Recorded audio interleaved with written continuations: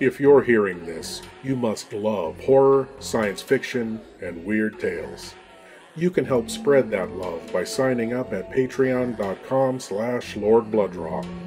There you can help support the production of Lord Blood-Rah's Wrackin Auditorium, a podcast featuring chilling, old-time radio horror shows best listened to in the dark. Lord Blood-Rah's Wrackin Theater, presenting the best, worst, and wildest horror and science fiction films ever made.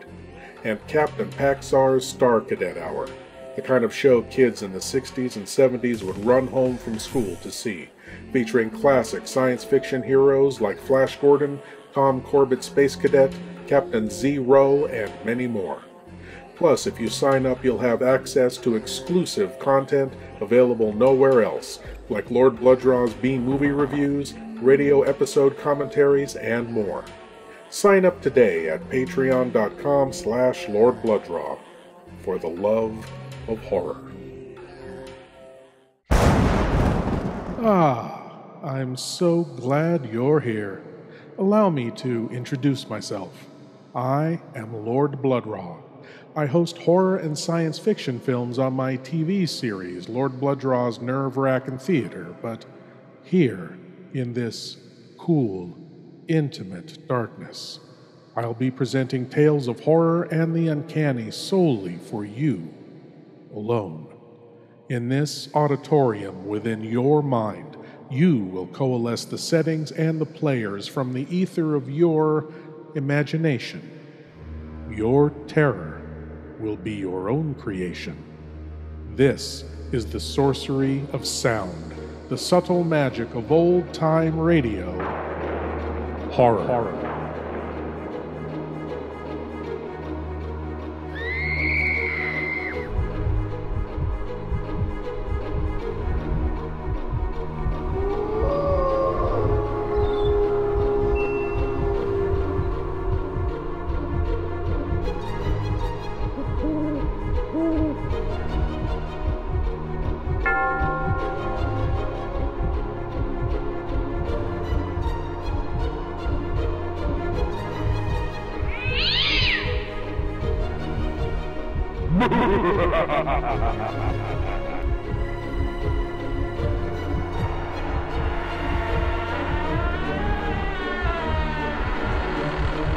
Please leave your eyes at the door.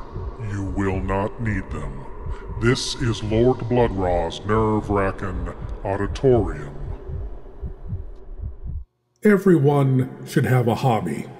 A little enjoyable diversion to indulge in to escape the grind of the day-to-day. But when a hobby becomes an obsession, it can lead to problems, and when that hobby creates something never before seen in this world, well, our tale tonight details those consequences. From the Hermit's Cave comes the tale, Mr. Randall's Discovery. The Mystery Playhouse, a rebroadcast for the servicemen and women of the United Nations.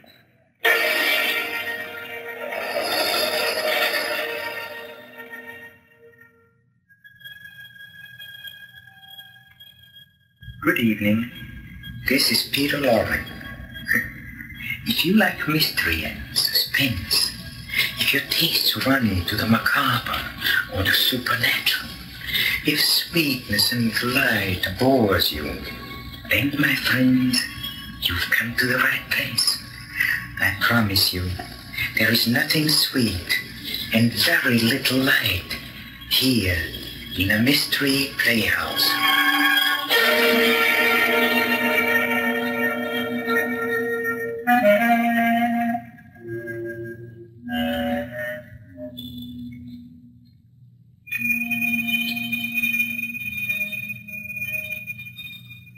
High on some lonely promontory lives a strange old fellow, known as the Hermit. His home a cave hollowed from a rocky hillside. His only companions a pack of evil-looking, evil-smelling dogs. It has been said that no tale of mystery or horror of this world or the next has escaped the Hermit's longing gaze. He knows more than the Hermit does, and he's going to tell you his latest as we take you to the Hermit's cave.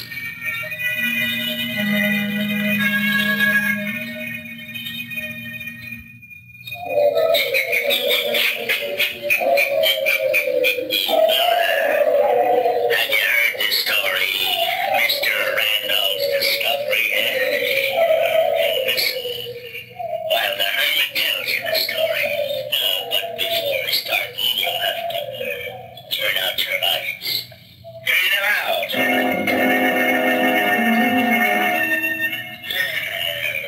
Mr. Randall wasn't a scientist, not in the usual sense. He was just an ordinary man, vice president of a small-town bank.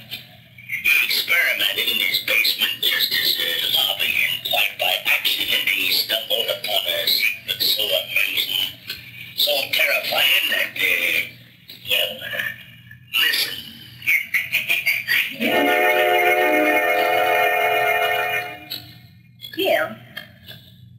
Bill, a boy 18 years of age can surely think of something to do besides be the funnies all day long. Where's your father, Mrs. Randall? Well, he's down in the basement. Good heavens, didn't you tell him to come up? Yeah, half an hour ago. He said, Sure, he'll be right up. Well, you tell him if he doesn't come up, he won't get any dinner. serve him right. That man. The only time he can be here when his family's all here, he hides downstairs in that awful old basement. Hey, Pop! Dinner! Bill, the neighbors. Pop! Last one of the tables, Gargantua's uncle. Oh, wait a minute. Edgar! Edgar, dinner is ready! Hurry! Come on. And the dinner getting all cold.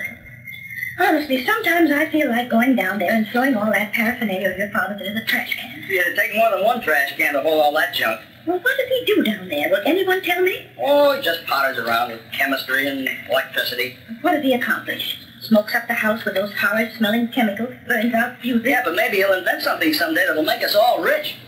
For 3 weeks now, I've been trying to get him to fix that towel rack in the bathroom. They always have... You don't expect a great scientist like Dad to bother with a towel rack, do you? Bill, get your hands out of the olives. Wait till your father gets here. I suppose I'll have to attend to it myself, like everything else around here. You're referring to the broken screen in the bedroom window, Catherine. I was planning to get at it right after dinner. I was referring, Edgar, to the towel rack in the bathroom. So, what about it? Every morning for 2 weeks I've mentioned the towel rack at breakfast, and every time you said I'll fix it tonight. I said I'd fix it, and I'll fix it. My, everything looks good. Pass your plate, Kathy. Edgar, you haven't washed your hands. Why, they're clean. You've been fooling around down in that old dirty basement with heaven knows what. I'm not going to eat out of any dirty plates you touch with those hands. Honestly, Edgar, you're worse than William was when he was little. I've just been adjusting some electrical equipment. I haven't been working with hydrochloric acid or typhoid germs. All right, I'll wash them in the kitchen. Getting this family down to the dinner table on Sunday is harder than doing a week's wash. And don't dry your hands on my tea towel. What's that, Kathy? I said don't use my clean tea towel. Oh, how I would like to have just one Sunday dinner where I didn't have to go around and corral you. Father's the worst of all. Where is it? What'd you do with it? What? Where's that pan of water? Pan of water I left on the windowsill. What? 3 days ago, I put a pan of water in the kitchen window. Now it's gone. Well, I threw it out. Threw it out? I was saving it for an experiment. But it was just a pan of water, so I poured it down the sink. Catherine, I told you to save that. It was full of organisms I was saving for an experiment. It was perfectly empty except for the water. Microscopic organisms, amoeba, spirogyra things. Can't see them without a microscope. Now I'll have to get some more stagnant water. Never mind your stagnant water. Sit down and eat. It makes me sick. Man can't have anything around here. Well, no use crying over a spilled spirogyra. I was talking to your mother. Oh, I'm sorry. Now, let's not have any arguments, especially over anything so silly. Silly. That's all the credit a man gets for trying to advance science. All right, Edgar, dear. Let's postpone advancing science until after dinner. Man works all week, comes home, tries to relax with a nice, quiet hobby down in the basement where he won't bother anybody. His family throws his best. Edgar, I don't see why you don't take up a hobby that'll at least get you out in the open air. You're cooped up in that old bank all week, and then down you go into the basement, breathing heavens knows what kind of poison gas. Kathleen, are you going to start that again? I'm not going to work with poison gas. I'm not going to blow up the house. Now let's eat our dinner.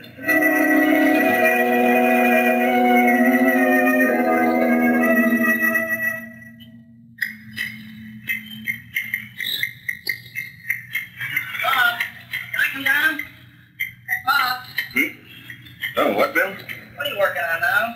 Oh, I'm going to tell you the truth, son. I don't really know. Say, you got a lot of new stuff down here in the basement, Pop. Hey, what's this? No, don't touch it. Shortwave diaphragm. Yeah?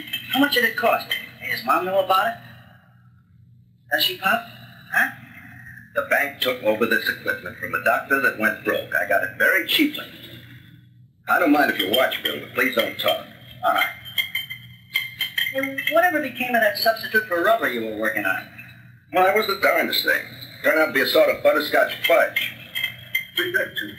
I'll be darned. Have you still got the formula? I didn't write any of it down. I just mixed things together. The funny thing, Doc was trying to make fudge the other night for Sydney, and she got a substitute for rubber.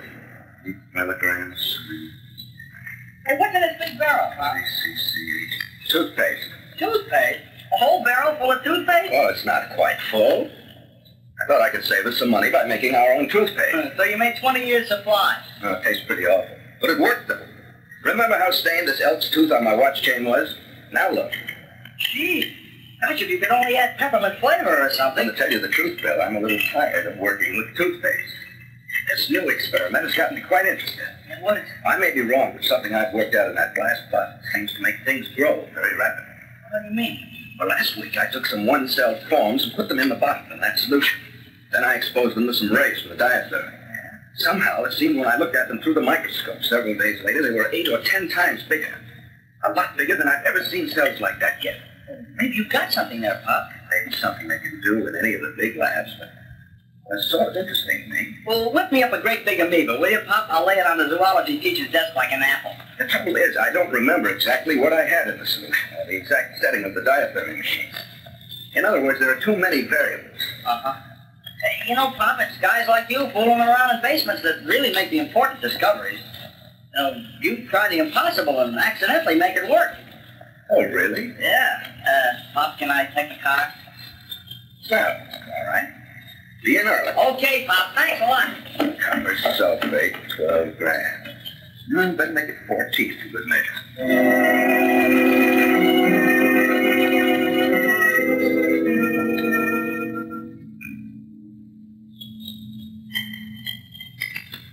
Oh, hiya, Pop.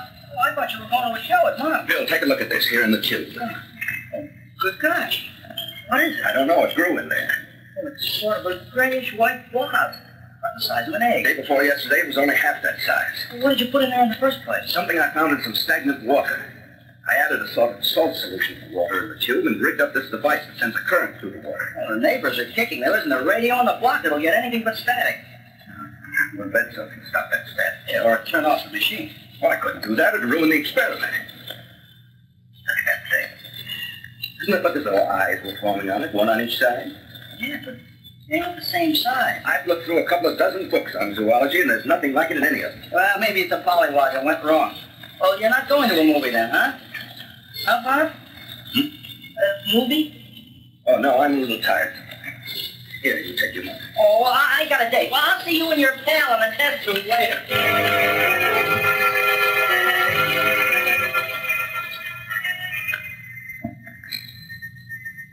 July 8th.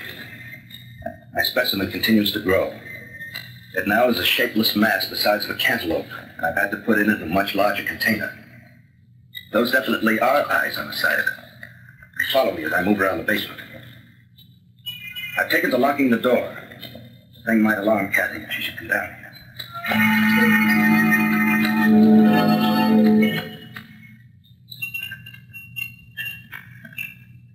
Very good dinner tonight, my pal. How would you know, Edgar? You barely touched it. Oh, I'm sorry, dear. I've had a lot on my mind. The bank exam has been there the last 3 days. Yes, I know. But that hasn't been worrying you. If I didn't know what the real trouble was, I'd suspect you of being afraid they'd discover you juggled the book. Now that we can talk just between ourselves, Edgar, why don't you let your experiment go for a while? Now, Kathy. Please, Edgar. How do you suppose feeling like that? You're just looking for nervous. Nothing of the kind. I feel fine. You know that's not so. You're pale and thin.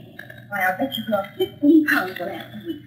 You never were exactly overweight, you know. Kathy, I wish you'd stop fussing at me. I'm not fussing at you. I just think you ought to stay out of the basement. Why? Why? Because I don't think it's good for you to be down there so much. Can't a man have at least one place where he can be away from everyone, a place where he can think? Edgar, I never said a word as long as I didn't think it would be interfering with your health. But you're spending hours down there. Why, most of the time you don't get to bed before 3 and 4 o'clock. Now, don't look at me like that, Edgar. It's for your own good. Stop talking to me as though I were a child. Just see how nervous and unstrung you are, Edgar. What is it you're working on? What are you doing down there, Edgar? Nothing. I'm building infernal machines. Now will you let me alone? Just let me alone. That's all I ask. Let me alone.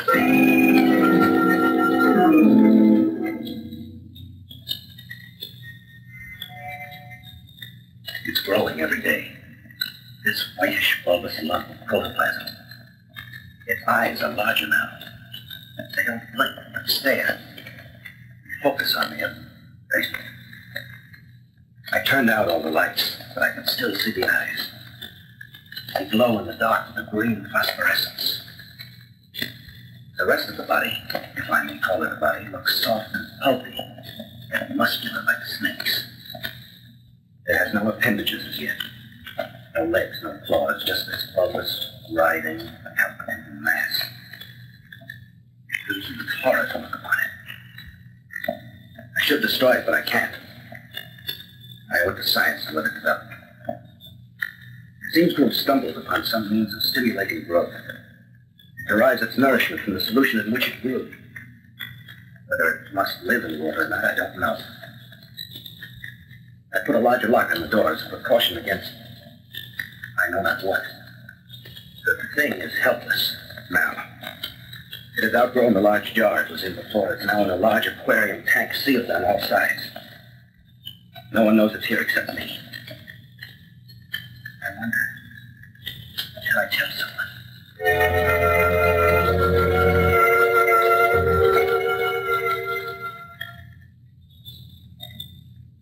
Bill, I'm worried about your father. What?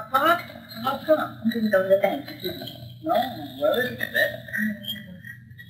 Down in the basement. He's not going to work today. Except from there. Bill, do you have any idea what he's doing now? Oh, he won't tell me a thing about it. He sure changed a lot lately. He used to like to talk about his experiments, only then none of us would listen, or else we'd make fun of him. Sometimes, Bill, I shouldn't say this, But what, Mom? sometimes I think your father's mind is affected. Him? Oh, no. He just got interested in something. Everybody that has a hobby does it sooner or later. Well, I bet in 2 weeks he'll give the whole thing up and never touch any of that equipment again. He's heading for a nervous breakdown. Bill, I've never come across anything like this before. He's been hard-working, yes, but he's always had time for me and for you children. He's never been cross or cranky before. I'm worried about his job. Vice president, ain't he? Yes, but even vice presidents get fired. I'm just not going to work. Well, I'm going to see if I can find out what's the matter. You run along to school. Okay, Mom. I gotta get my book.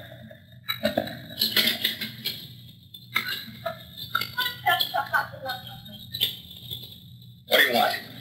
9 o'clock. What of it? And you afford to spend so much time away from the bed? I've given that place enough of my time for 16 years. I know, don't get there.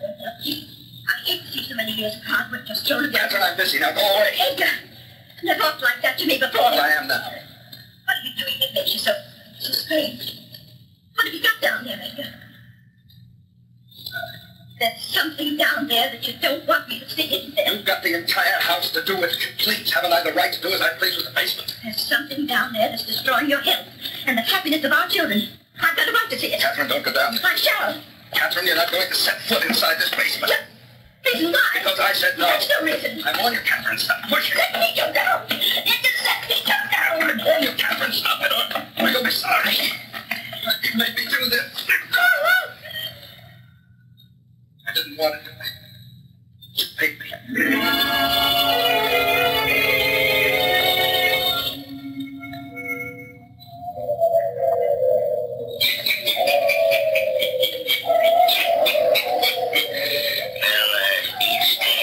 Edgar Randall went down into the basement home, and in sheer apprehension gazed at the thing that was growing in the tank. Then, locking the door to which only he had a key, he went to the bank. Then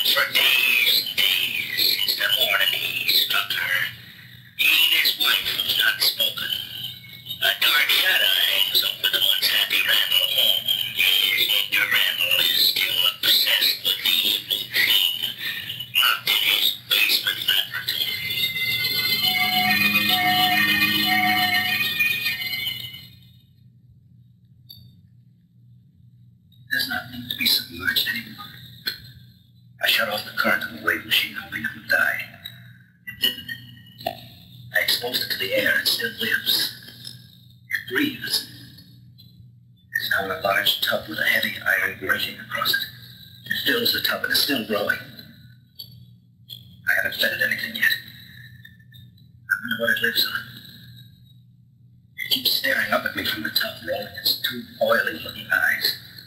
One as big as the mouth of a cup, the other the size of a cow's eye. That grayish-white body is now tinged in revolting pale green. The flesh, if it is flesh, is shot through with tiny purple veins. The entire shapeless mass writhes in the tub, wheezing in the most sickening manner.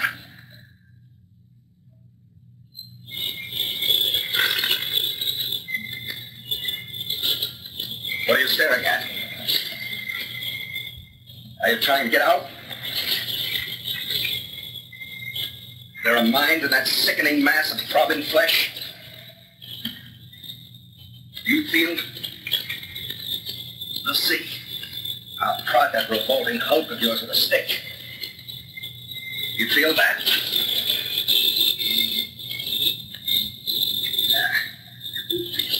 The squishy body draws within itself. What are you? A fish or an animal? Or something the like of which has never lived before? You're a hideous sight. I should have killed you. Small, a tiny blob inside of a bottle. You can't get out. No, you can't lift that crate. You must stay in that tub. Stay till I get up nerve enough to kill you. I've got to go upstairs now. Stay there. In your tub. There in the dark.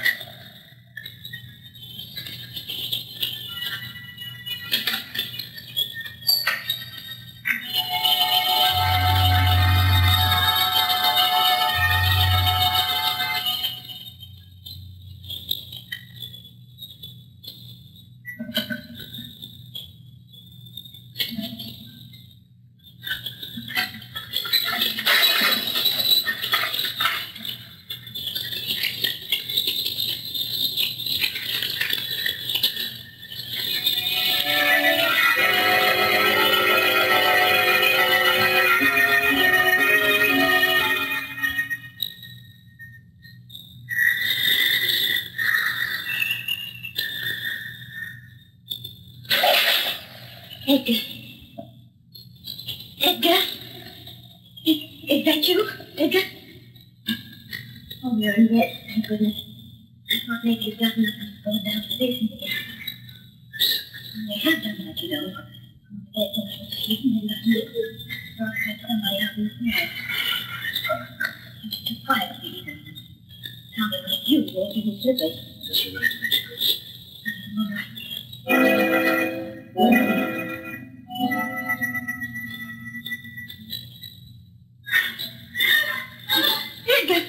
Edgar, wake up. It's Bill. I heard him scream. What are you dreaming? Something is the matter. I'm going. Candy, come back to bed.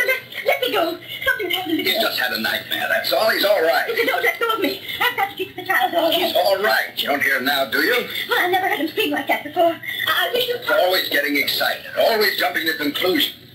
Kathy, come back. Come back.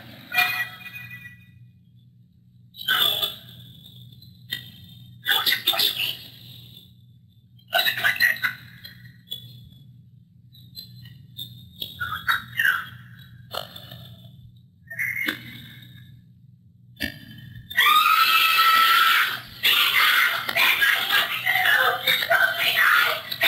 Good Lord. I'm coming, Kathy. I'm coming, Kathy.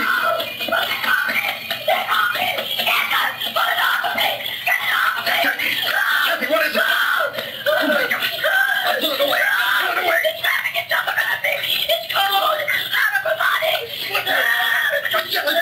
Take a hold of it. Don't let it get up to my throat. Put it through, please. Put it through with you. Here's it. Let me show you. Something. Oh, no, something. It's falling down my head. No, nothing. Let go. Let me get this around the head. There we go. Let go. Let go. Let go.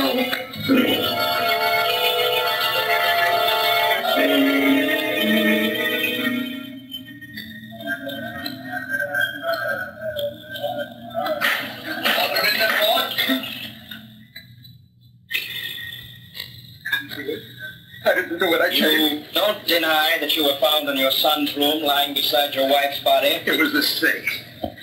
Crawl out of the basement. This thing you refer to, you haven't been able to describe it. Was it an animal, a snake, or what? I don't know. I told you. It was in the basement as it got out. It was in there for weeks. Had anyone seen it but you, Mr. Randall? Oh, nobody.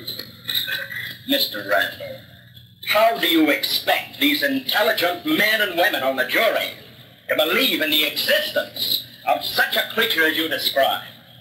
A mass of flesh.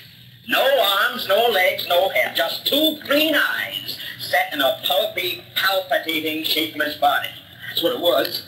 And you would have us believe that this jellyfish had the power to smother your son, an active, athletic high school boy, and then wrap its shapeless mass around the head of your wife, an able-bodied woman, and smother her also.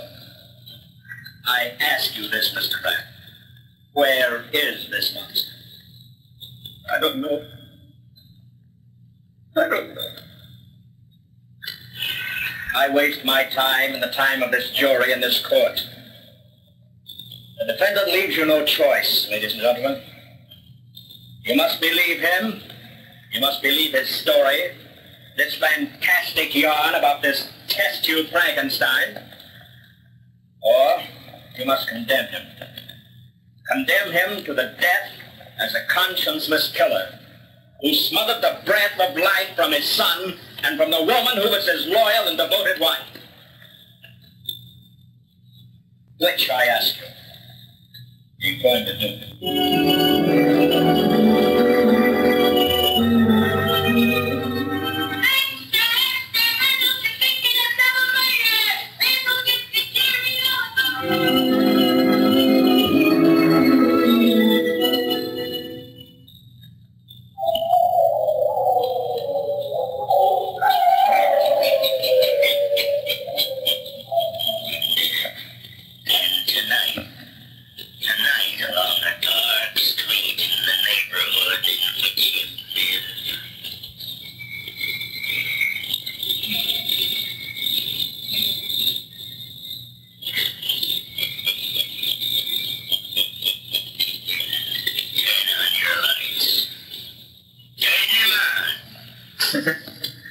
Pleasant fellow, isn't he? I don't think we've heard the last of him either. I have an idea that our friend the Hermit will pay us another visit soon. A little enjoyable diversion to indulge in to escape the grind of the day-to-day. A project worked on in Mr. Randall's basement, which led to the death of his family, the end of his life, and the untold horrors of the thing still loose out there.